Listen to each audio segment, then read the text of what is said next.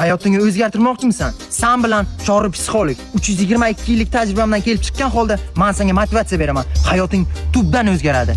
Birinchi qoida, hayotingda o'zing yoqtirmaydigan ishni qilishga o'zingni majburlashing kerak.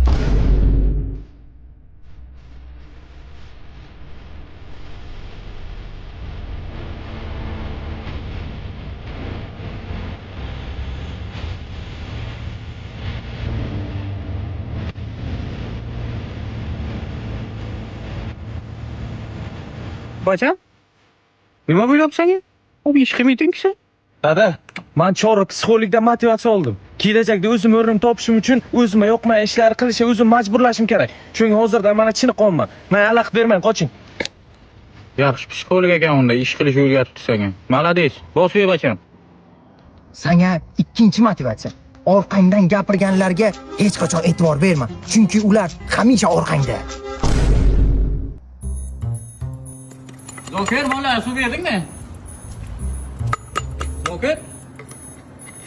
Bacham? Bacham.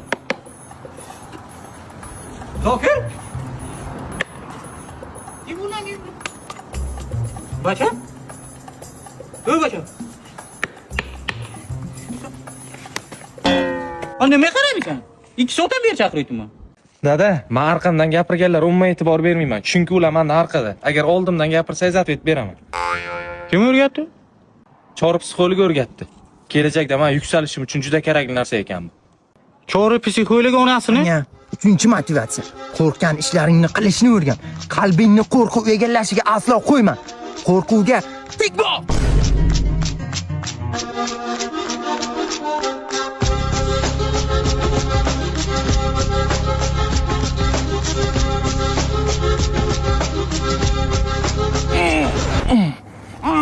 Og'zingga o'choq yoqaman ana.